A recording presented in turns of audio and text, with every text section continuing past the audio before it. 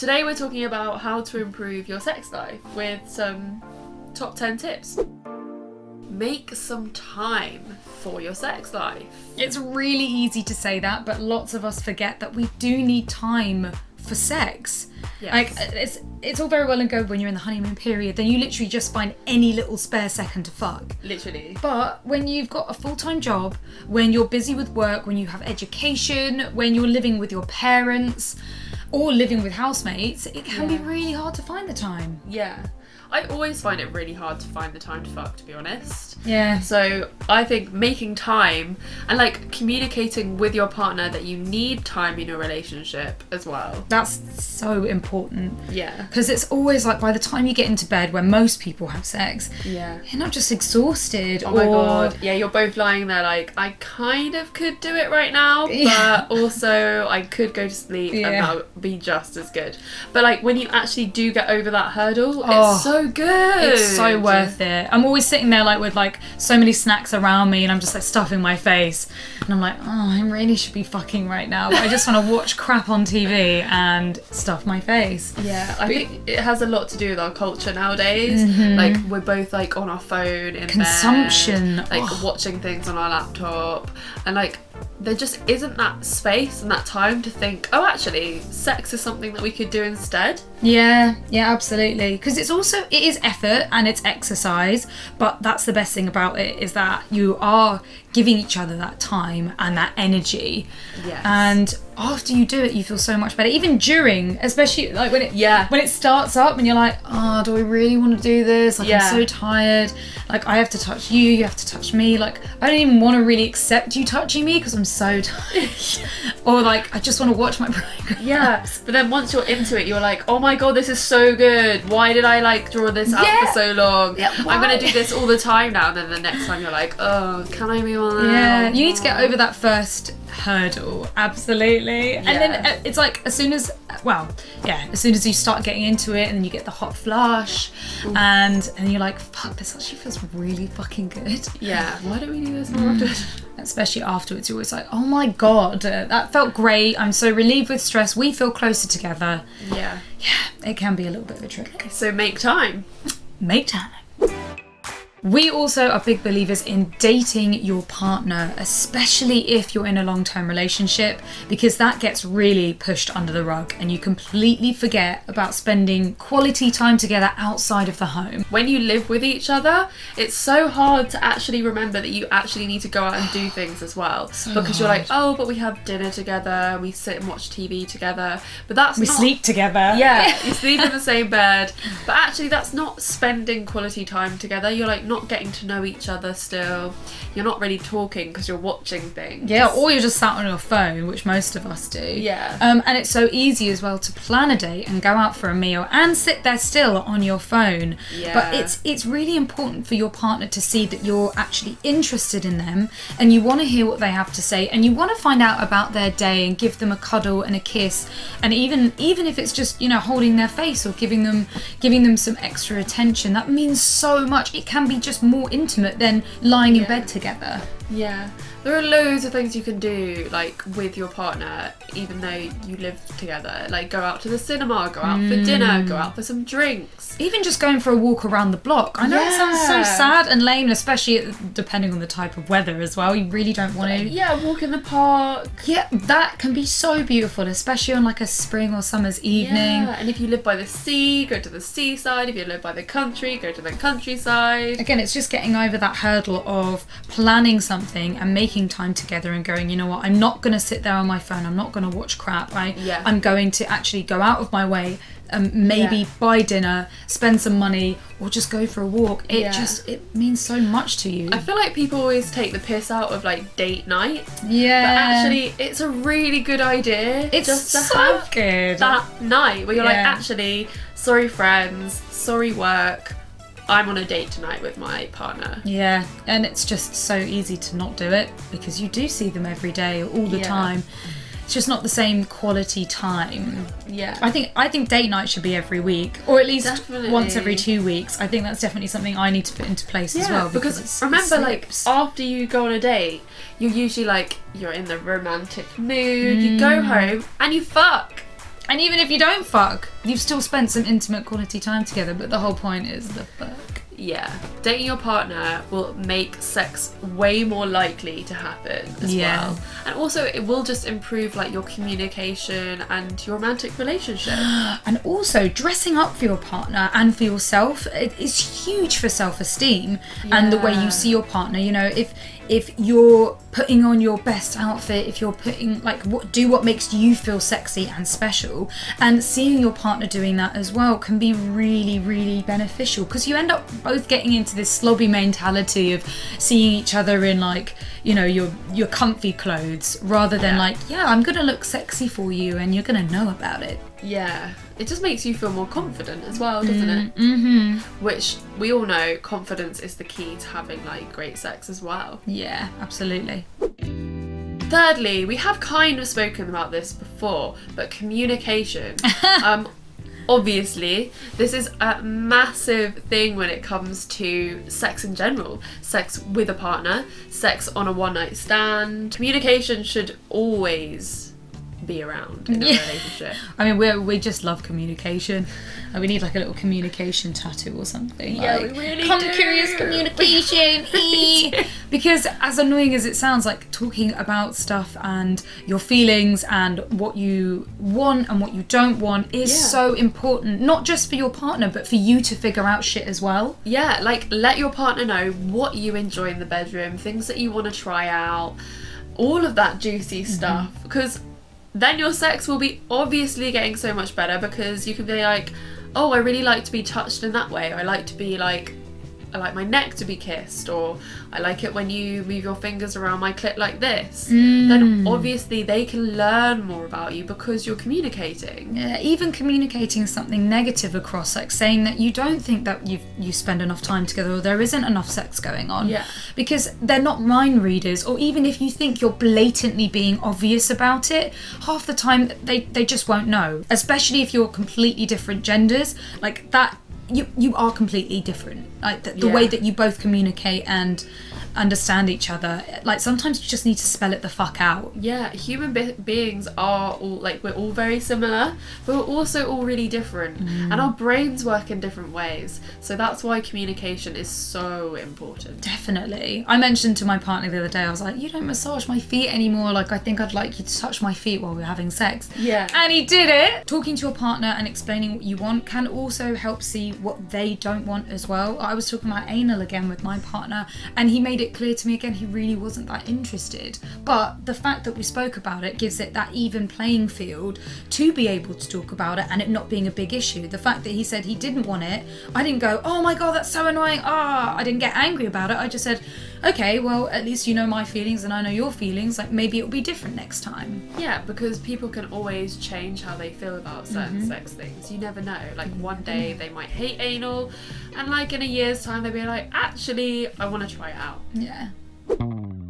Encouraging self-exploration and expansion for both yourself and your partner. So looking after yourself and masturbating and feeling your own body, experimenting with new things, new toys, new ways, can be great for you to understand what your body likes. Yeah, find out what you find really pleasurable, because you're growing all the time. Watch new porn, find new interests, and start like incorporating it into your self-pleasure, and your sex will get so much better. 100%, especially because just finding out new stuff is so exciting. Yeah. Especially, you know, when you're first seeing somebody and you're not really in that kind of awkward phase, like you can just talk about whatever you want. Finding out exactly what they're into and not really holding back is such a relief. Like it's so liberating to just be like, yeah, fuck it, I'm into this, are you into that? Yeah.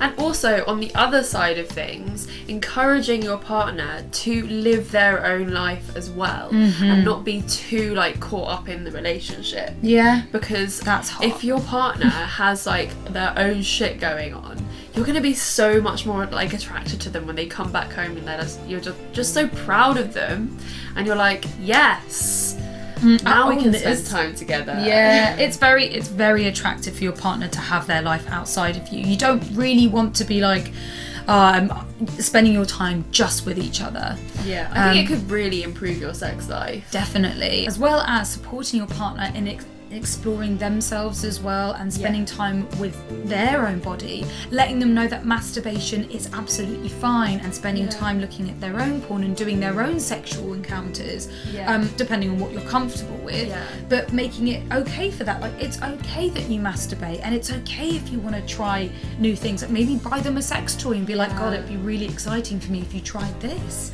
Never ever ever shame your partner for masturbating. Ever. Oh my God, if I wasn't allowed to masturbate, I'm not sure what I would do. Or just being shamed for it. You'd have to do it in secret, like run off to the bathroom. That would suck. Yeah, imagine like that having that shame like hanging over you. That would not be good for your sex life. Number 5, start including some sex toys into your sex. We love sex toys. Yes, and they can be so beneficial for your sex life. Oh, absolutely. You don't have to have sex toys, but if things are coming to a little bit of a standstill and you haven't used sex toys, definitely give it a go. I don't think I've had sex in a long time without sex toys. I love my sex toys. They just make things like a little bit more exciting. They make things more pleasurable. A little bit easier. Yeah, especially if it's hard for you to orgasm during sex. Yeah. I mean, I love it. I just love sex toys. Woo! And like there's also things like kink toys, BDSM type of stuff. It's just exploring new territories with your partner is so exciting. And even if you're just having like one night stands, like if you want to spice up your sex life in that way, like why not just like pull out your clitoral massager or whatever. Like they'll be like, wow, yeah, let's do this. Yeah, be like, whoa, okay. Kinky. And if they are weird about it, then that's their problem, not yours. And just reassure them that sex toys are fun and exciting, and they're exciting for you. Invest their time into what excites you. There are so many sex toys out there as well. There's gonna be something that will be really exciting for you. You could ask your partner to order you a sex toy that they want you to try you out, and that could be something interesting to spice up your sex life. Change up your location. Sometimes you get into that rut and the only place you ever have sex is the bed. Oh, I've definitely fallen into that pattern. It's just so much easier, and you know, when you both want to spend time together, you're both in bed together, you're half naked / naked. Yeah. That's the easiest time to have sex, but it really kills things. It really...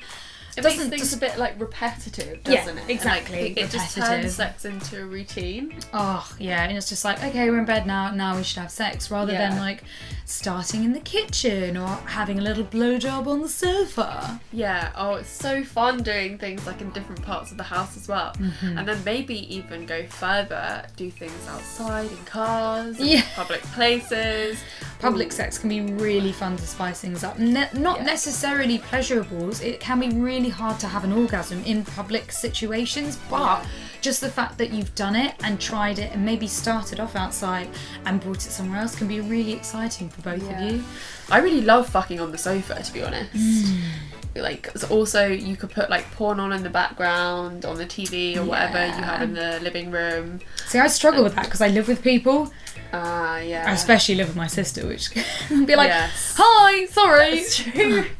Yeah, luckily give us a sec. I live in a 1-bedroom flat with my partner, so I'm quite lucky. We can like fuck in the kitchen, on the sofa, in the bathroom or whatever. I mean, if you still live with your parents, then do try and find somewhere else where you can have sex. Or if you are having sex in your parents' house, which is totally fine, in my complete opinion, and also I had sex all the time when I lived at home. Just be respectful about noise. That's the only other thing. Yeah. It's like your parents don't want to hear you moaning and groaning, but I still think it's absolutely fine to have sex in your parents' house. But that can be really hard to do, especially if you can't stay at your partner's place and you always have to do it in your place. You know, have a shower together, bath together. It can be really easy to have sex in the bathroom while you're together, because, you know, it's like... The bathroom is actually a really good different place to have sex because they usually tend to have locks. Yeah, that's very true. But they're also very awkward. Like, having sex in a shower and a bath is not what it looks like in the films. It's definitely not as sexy as it should be. I mean, it can be sexy, but it's also like all your lube gets dried up with the, you know, like washed away, and then like you've got like the tall person crouching down in some awkward angle, and the shorter person kind of like upright, and there's just... Yeah, and it's very slippy as well. Very slippy. You have to be careful. Yeah, but you can be imaginative with your locations. Yeah.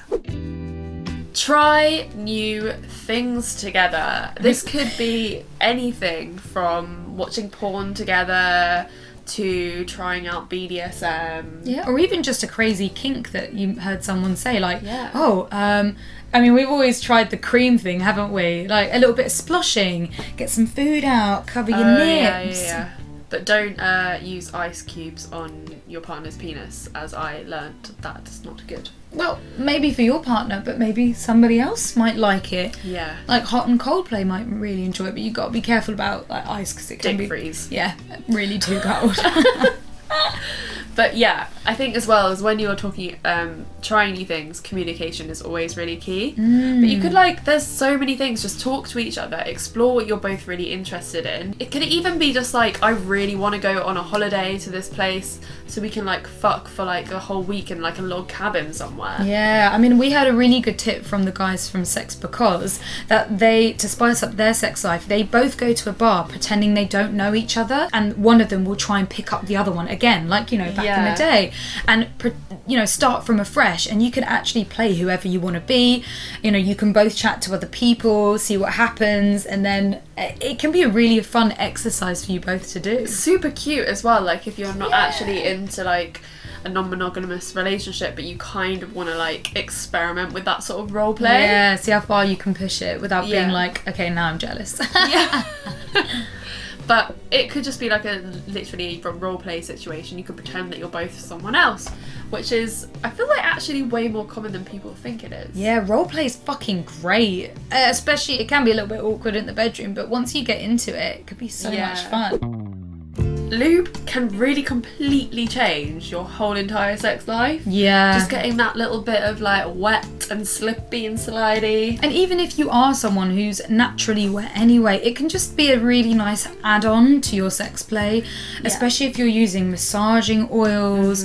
And you can always say would you mind giving me a massage first? And that can go lower and massaging around. It can be really good for your skin as well, but lubricant especially can be just exciting. Just the application of it. Yeah. Even if it's just you by yourself, or your partner to you, or you to your partner. Yeah, it's so sensual, applying a lube to someone else's genitals. Yeah. Or even to your own, just getting it out, your partner's looking at you whilst you're doing it, and just yes. Yeah, yes. The only thing you need to be aware of is using oil-based lubricants with condoms, as they do not go, it disintegrates the oil. But you can use water-based lubricants with condoms and oil-based lubricants without condoms. Yeah, it's just such a simple way to spice up your sex life. Literally, just everyone should do it. Everyone should be using lube. Yeah, I need to use it more because a lot of the time, even if I am turned on, I'm so dry down there. I'm literally just okay, we'll push it in, okay, but it's I wish I had a little bit of lube. Yeah, sometimes it just depends what time of the month it is. Sometimes it's just not wet. And that doesn't mean that I'm not horny. I'm just I just want some extra lube. Yeah. And even if I am wet, I'm just lube it up. Lube it up, baby. I just love the feeling of just being so slippy and wet. Yeah, glides in Yeah, it's ooh, that was easy. Yeah, I love using lubricant as well when I'm using toys. That can be such an exciting addition, especially if they're ones you insert or ones you play around with your clitoris. It's really good. It makes it feel so much better. Yeah. Shake up your routine. Sex can become a bit of a routine. You might only ever have sex in the evening. Yeah, on a weeknight, for example. Yeah. But how about doing it in the morning? Having a little bit of afternoon delight. Afternoon delight. But yeah, don't only have sex at one particular time. Mix it up. This will just be so exciting for your sex life as well. It will just make things just completely different. And lastly, try not to put too much pressure on having sex. It's not everything in a relationship, and it can really drive yourself crazy and your partner crazy too. It's kind of when you're looking for videos like this, people are I just want to be having more sex. But by thinking that and having all that pressure on yourself, it can make sex just not as enjoyable. Even when you do have it, you're thinking about, oh my god, I've got to make the most of this moment, that you're not actually in the moment enjoying it. Yeah, absolutely. Like, oh, when are we not going to have sex again? And I wish we had this all the time. I used to drive myself absolutely crazy thinking we should be having more sex. You're not giving sex to me. I'm not horny anymore. And it just makes the time that you do have sex really shit. Yeah, you just need to like be relaxed, have sex when it happens, talk to your partner about it, and like you will then just be enjoying it so much more. Absolutely. Oh yeah, I wish I was told that a while ago. Because also it's not nice for your partner to be told like we're not having the normal amount of sex, and it's like, of course you are. When you're in a long-term relationship, it is so hard to have regular sex. People think that if you're in a relationship you're having sex like at least once a week, but in reality that's just not the case. Oh my god, absolutely not. It's a blessing if you have sex once a week. On average it could be anything from like once a month, once every 3 months, maybe even longer. I mean, some people do have sex like once a day, but it's hard to keep up. It depends like what your relationship is like as well. Like you might be both like people that are really horny at the time, like all the time, and you might be having sex all the time, and that's really great for you. But there are other relationships where that doesn't happen, and that's okay too. Yeah, especially if you're comparing yourself to past relationships and you think, well, I used to have sex with that person this much, so why am I not having sex with this person this much? Like what is wrong? Especially you blame yourself. But remember, like if you are in a long-term relationship, you remember you were having loads of sex at the beginning of a relationship, and that's why you were having loads of sex in all those other relationships you had, because they weren't as long. Yeah, absolutely. Yeah, but especially the honeymoon period, you end up fucking like all the time. And it just doesn't end up staying that way. No. And that's completely normal. That happens in all relationships. Because unfortunately, like your partner isn't new and exciting to you anymore. So your body isn't like craving that much anymore. But this is why you need to listen to all the tips that we have just gone over. You've got this far, you've listened to all our tips, so the only thing you can do now is go out and practice them and improve your sex life. Please let us know how it goes. If we've missed any tips out or any advice, add them in the comments below. We love to hear from you, as well as help anyone else out who asks a question. Please subscribe and hit that notification button so that you never miss a video from us. Way hey, much love from us. We'll see you next week. Bye. Bye. Go check out our new podcast, Fucks Given. We have a guest on each week to discuss the fucks that made us, or changed our life, or gave us an epiphany. Listen on Apple Podcasts, Spotify, Acast, and Google Play, and more. Don't forget to leave us a review and subscribe to the podcast. #FucksGiven.